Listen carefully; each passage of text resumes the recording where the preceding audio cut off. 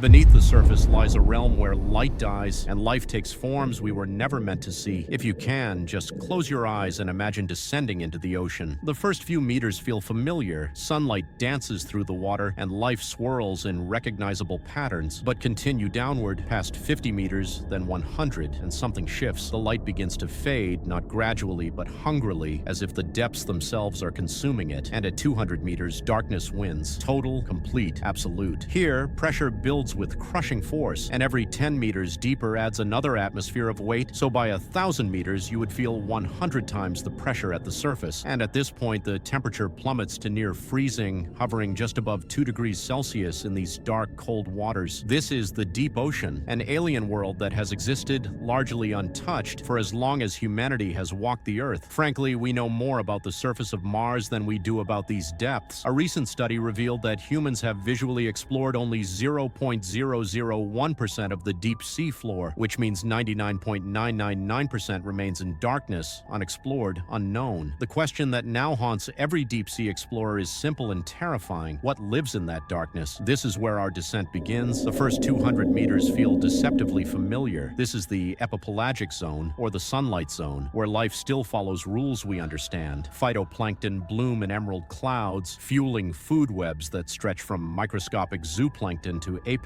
predators. Schools of tuna cut through the water like silver knives. Coral reefs sprawl in psychedelic gardens. Sea turtles drift past like ancient ghosts. Dolphins surface in arcing leaps, and great white sharks patrol with prehistoric precision. But even here, strangeness lurks. At night, bioluminescent plankton ignite the water in electric blue-green cascades, millions of tiny organisms transforming the ocean into liquid starlight. Portuguese man-o'-war colonies drift by, their translucent bodies catching sunlight like floating jewels, trailing tentacles that can stretch 30 meters and deliver agonizing stings. This is the threshold of the deep. Below this zone, photosynthesis becomes impossible. Plants cannot survive, and only creatures built for darkness can exist beyond it. Once you cross the 200-meter threshold and you enter the twilight zone, you've entered a realm of half-shadows and phantom shapes. The ocean takes on a deep blue-gray hue, neither light nor dark, but something in between. Sunbeams penetrate only weakly here, creating a world of optical illusions and evolutionary arms races. Here, light is survival. An estimated 90% of open ocean species in this zone are bioluminescent, basically meaning the darkness has forced life to make its own light, a phenomenon so widespread it defines the ecology of the deep. Lanternfish flicker with glowing photophores along their flanks. Hatchetfish light up their bellies to match the faint downwelling light above. Vampire squids unfurl gel-like webs studded with bioluminescent spots, and their massive red eyes glow like embers in the gloom. But bioluminescence here is no mere spectacle. It is language, camouflage, and weapon all at once. Consider the viperfish, for example, a creature with fangs so disproportionately large they cannot close their mouths. Their hinged jaws dislocate to swallow prey larger than themselves. Or can we take a look at the cookie-cutter shark, barely 50 centimeters long, with a circular mouth lined with razor-sharp teeth that carve perfect circular wounds from whales and dolphins taking a bite before disappearing back into darkness. That is why the paradox in the twilight zone remains. Every light you see might be attached to something watching you. Every glowing trail could belong to a predator. And in this world of half-truths and optical deceptions, survival depends on understanding that nothing is what it seems. Every night in this zone, something extraordinary also happens. As darkness falls on the surface, the greatest migration on Earth begins. Billions of creatures, from zooplankton to shrimp, squid, and lanternfish, rise hundreds of meters toward the surface to feed. By biomass, this vertical migration dwarfs any terrestrial migration on the planet. Scientists have estimated that between 2 and 6 gigatons of carbon are transported into the deep ocean annually through this process. It is a carbon pump that helps regulate Earth's climate. Then, as dawn approaches, the creatures descend again, vanishing into the depths. The first time humanity discovered this cycle was in 1942 during World War II, when something impossible appeared on Allied sonar. Operators scanning for German U-boats detected what seemed to be a false seafloor, a solid layer 300 to 500 meters below the surface where no ocean floor should exist. Stranger still, this phantom bottom moved. They saw that during the day it remained steady, but as night fell it rose toward the surface, only to sink again at dawn. They called it the deep scattering layer. Some suspected equipment malfunction, others feared enemy sonar jamming technology, and with the war raging, unraveling this mystery became a matter of national security. In 1945, oceanographer Martin Johnson proposed a solution evolution that seemed almost too fantastical to believe. Maybe the layer wasn't solid at all. Perhaps it was alive. The deep scattering layer was composed of trillions of small fish, primarily lanternfish, whose gas-filled swim bladders reflected sonar waves just like a solid surface. These fish, no larger than a human finger, were so densely packed and so numerous that they created the acoustic signature of a continental shelf. It was a living supercontinent, stretching across every ocean on Earth, invisible to the human eye but dominating the twilight zone. This discovery forced scientists to revise their understanding of marine biomass tenfold, because what we had assumed was a barren mid-ocean desert turned out to be one of the most densely populated ecosystems on the planet, and we were never supposed to see it. As we continue our descent below 1,000 meters, the sun is gone for good. Welcome to the midnight zone. Here, the ocean is not merely dark, it is a void. No ambient light reaches this depth. Temperature hovers eternally at 2 degrees Celsius. Pressure exceeds 100 atmospheres, and food is scarce, drifting down from above in a slow rain of organic debris called marine snow. So every meal is precious, and every calorie counts, which is why in this endless night, evolution has sculpted creatures that look like nightmares made flesh. Anglerfish are the monarchs of this realm. Adult females dangle glowing lures called esca from a modified spine protruding from their foreheads. Inside each esca, colonies of bioluminescent bacteria live in symbiotic partnership, producing a cold chemical light. The lure dangles just above a cavernous mouth filled with needle-like fangs that curve backward, forming a cage so any creature drawn to the light cannot escape. But then the anglerfish has an even darker secret. Male anglerfish are parasitic. When a male finds a female, he bites into her flesh and fuses with her body, dissolving until he is nothing more than a pair of gonads attached to her bloodstream. Multiple males can even fuse to a single female, becoming permanent reproductive organs. It is one of the most extreme sexual dimorphisms in the animal kingdom. Dragonfish trail long filamentous barbels covered in blue and red photophores, creating underwater fireworks. Their fangs point backward, ensuring prey that rises toward their light becomes trapped. To avoid being seen themselves, many midnight zone predators have also evolved ultra-black skin that absorbs over 99.5% of incoming light. So no reflection, no silhouette, just absence. This is why here transparency is armor and fragility is strength. In 2023, scientists captured footage of a black sea devil anglerfish swimming alive in the wild for the first time, a specimen filmed just a few hundred meters below the Canary Islands. When researchers first viewed the footage, they thought it was AI generated. The fish appeared too surreal to be real, a 15-centimeter long creature with fangs longer than its head, a glowing lure pulsing in the darkness, and skin so black it seemed to absorb the camera's light. It drifted nearly motionless, an ambush predator that rarely moves. When it opened its mouth, the fangs formed a cage, and when it closed its eyes, it vanished. Past 4,000 meters deep, we enter the abyss, a world so remote and hostile that it seems incompatible with life itself. The pressure here exceeds 400 atmospheres as a single cubic centimeter of water weighs more than a kilogram. Light is obviously a distant memory. Food is nearly non-existent. The temperature is just above freezing, and yet life persists. The creatures here are often scrawny, slow-moving, and translucent. Many are scavengers, waiting in the darkness for something, anything, to fall from above. Giant isopods, enormous relatives of pill bugs, patrol the abyssal plains. The species Bathynomus giganteus found there can grow up to 45 centimeters in length, roughly the size of a dinner plate. Footage captured by deep-sea submersibles has shown these armored scavengers clambering over fish carcasses like prehistoric insects, with their segmented bodies moving in a mechanically precise manner. In fact, in 2020, scientists identified a new species of comb jelly in this zone. It was the Duobrachium sparksei, floating 4,000 meters below Puerto Rico. The creature was identified entirely from ROV video as a translucent predator with 8 rows of ciliary plates that refract light as they beat, creating an unsettling rainbow shimmer, appearing tethered to the seafloor by a stalk and hovering like a ghostly balloon in the darkness. So far, every sample taken from the abyss has revealed new species, and every ROV dive has uncovered something science has never seen. In 2024 alone, researchers talked about 14 new deep-sea species from depths exceeding 6,000 meters, including a carnivorous bivalve with a hinged jaw and a mollusk collected from 6,465 meters in the Aleutian Trench. That was one of the first members of the class Monoplacophora to have its genome sequenced directly from its holotype specimen. All these go to show the abyss is not empty, it is simply unknowable. Below 6,000 meters lies the Hadal Zone, the deepest realm of the ocean, named after Hades, the Greek underworld. This part is the domain of ocean trenches, the Mariana, the Tonga, and the Kuril-Kamchatka. At these depths, pressure exceeds 600 atmospheres. Water molecules are compressed so tightly that their chemical properties begin to change, and very few vertebrates can survive here. The exception, however, is the Mariana snailfish. In 2017, scientists formally described this ghostly pink fish after capturing footage in specimens at 7,966 meters in the Mariana Trench, making it the deepest known fish on Earth. Twice the length of a cigar, the snailfish is nearly translucent. You can see its organs through its skin. It has no scales, no spines, and no swim bladder. Its body is composed primarily of soft tissue and gelatinous cartilage, allowing it to withstand pressures that would crush most life forms. Deep-sea biologist Mackenzie Geringer calculated that a Mariana snailfish can survive pressures equivalent to 1,600 elephants standing on its head. Its cell membranes and enzymes are specially tuned to function under crushing force, but below 8,200 meters, even this adaptation fails. Molecular bonds give way, proteins denature, and fish cannot exist. Beyond this point, the Hadal zone is dominated by amphipods, segmented worms, and microbes. Bacteria form mats around hydrothermal seeps, supporting colonies of tiny shrimp and echinoderms. In a nutshell, life here is unrecognizable, so different from anything in shallower seas that it might as well be extraterrestrial. Still, with every expedition revealing more and with every new sample defying expectations, there remains 99.999% of the deep-sea floor left to explore. So we basically stand at the edge of an alien world. As we begin our ascension to the surface, we have to understand that the deep ocean is the largest habitat on Earth, yet we have barely scratched its surface. Every ROV dive uncovers creatures that rewrite textbooks, but what rules the uncharted heights of underwater mountains? What lives at the bottom of the deepest trenches? We do not know, because the ocean's depths are like another planet's surface, populated by aliens around every corner. Each zone becomes eerier, each meter becomes stranger, and the deeper you go, the more human imagination falls short. The deep sea is not a place we were meant to see, but we look anyway, because beneath the surface lies a world of nightmares yet unseen, mysteries yet unsolved, and a frontier where science has only begun to scratch the surface. The darkness is vast, and it is full of life.